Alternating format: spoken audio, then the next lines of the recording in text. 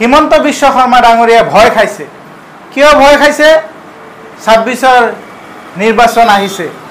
২৬ৰ নিৰ্বাচনত হিমন্ত বিশ্ব শৰ্মাই জিকিব নোৱাৰিব। জিকিব হ'লে তেওঁলোকে হিন্দুৰ ভোট লাগিব। এতিয়া হিন্দুৰ ভোট কেনেকৈ তেওঁলোকে পাব? হিমন্ত বিশ্ব শৰ্মাই এইটো কৌশল কৰি এতিয়া মুছলমানক টাৰ্গেট কৰি উচ্ছেদ আৰম্ভ কৰিছে। আৰু উচ্ছেদ যদি মানুহক সংস্থাপন দি পেলাই যদি উচ্ছেদ কৰিলেহেঁতেন তেতিয়া মানুহৰ এই অৱস্থা নহয়। মানুহৰ মৌলিক অধিকাৰসমূহ খৰ্ব হৈছে। মানুহে খাব পৰা নাই, শুব পৰা নাই। মানুহক এনেধৰণে অত্যাচাৰ চলাই এদিনত বা ৩ দিনৰ ভিতৰত মানুহক মানে এঠাইৰ পৰা উচ্ছেদ কৰিবলৈ জাননী দি লগে লগে বুলডোজাৰেৰে ভাঙি পেলাইছে মানুহৰ ঘৰ বাৰী। আৰু এই সৰু সৰু কণ ল'ৰা ছোৱালীক কৈছে যে এওঁলোকৰ মা দেউতা আছে, এওঁলোকৰ মা দেউতাই সেই বিষয়ে দায়িত্ব ল'ব লাগে। এজন মুখ্যমন্ত্ৰীয়ে নিন্দা জনাইছোঁ এনেকুৱা মন্তব্য কৰাৰ কাৰণে। এনেকুৱা মন্তব্য মুখ্যমন্ত্ৰীৰ কি এই প্ৰতিজন নাগৰিকৰ দায়িত্ব নাই নেকি মুখ্যমন্ত্ৰীৰ ওপৰত? আচলতে তেওঁ মুখ্যমন্ত্ৰীৰ যোগ্যই নহয়। তেওঁ লেং মাৰি মুখ্যমন্ত্ৰী হৈছে। যোৱা নিৰ্বাচনত, বিধানসভা নিৰ্বাচনত সকলোৱে অসমৰ ৰাইজে, অসমীয়া জাতিয়ে সৰ্বানন্দ সোণোৱাল ডাঙৰীয়াক মুখ্যমন্ত্ৰী হিচাপে প্ৰক্ষেপ কৰি নিৰ্বাচন জিকিছিলে। কিন্তু তেওঁ লেং মাৰি পেলাই মুখ্যমন্ত্ৰী হৈছে। গতিকে তেওঁ এতিয়া পগলা কুকুৰৰ দৰে এতিয়া মানুহক কামুৰি ফুৰিছে। আৰু পগলা কুকুৰ যেতিয়া মানুহক, গৰু ছাগলীক কামুৰি ফুৰিব, নিজেই মৰিব। কেইটামানক কামুৰি নিজেই মৰি যাব মূৰ ঘূৰাই। গতিকে তেওঁৰ অৱস্থা এনেকুৱা হৈ গৈছে। গতিকে আমি তেওঁক সকলো বিজেপিৰ যি শ্লোগান আছে, সবকা সাথ, সবকা বিকাশ, সবকা বিশ্বাস, সবকা প্ৰয়াস, মোদীজীৰ যি শ্লোগান আছে, বিজেপিৰ যি শ্লোগান আছে, সেয়া তেওঁক মনত পেলাই দিছোঁ।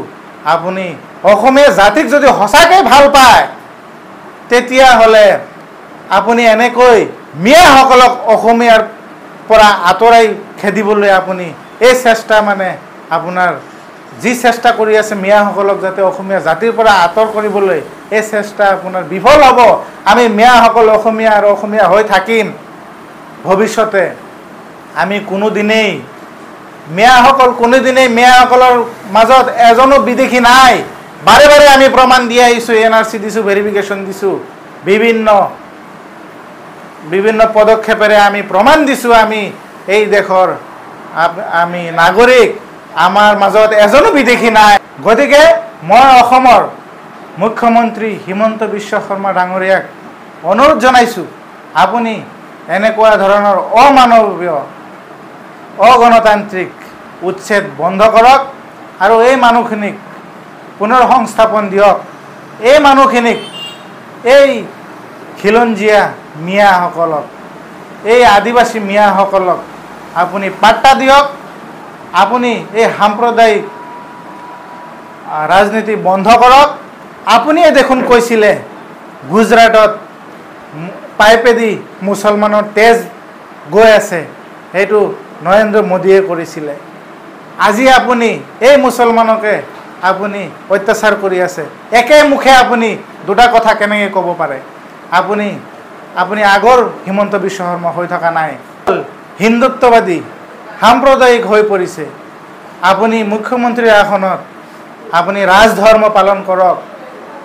আমি ইয়াত অসমীয়া জাতি হিচাপে যাতে শান্তিপূৰ্ণভাৱে অসমক যি ধৰণে আপুনি 5 ৰাজ্যৰ ভিতৰত আপুনি উন্নতি কৰিব বিচাৰিছে, সেয়া আমি আপোনালোকৰ লগত সহযোগ কৰিম। এনেকৈ অত্যাচাৰ কৰি থাকিলে আমাৰ অসমখন ৰসাতলে যাব আৰু ক্ষতি হ'ব। গতিকে এই মানুহখিনিক আপুনি উচ্ছেদ নকৰি আপুনি পাত্তা দিয়ক। আৰু এনেই আপুনি ২৬ৰ নিৰ্বাচন আপুনি এনেই জিকিব পাৰিব, আপুনি অত্যাচাৰ কৰি জিকিব নালাগে। গতিকে অসমীয়া ৰাইজে সকলোৱে এই অসমীয়া জাতিটোক আপোনালোকে নিৰাপত্তা দিয়াৰ বা এই অমানৱীয় উচ্ছেদ বন্ধ কৰাৰ কাৰণে সকলোৱে মাতক। আৰু এয়াই মোৰ সকলোলৈ আহ্বান থাকিল।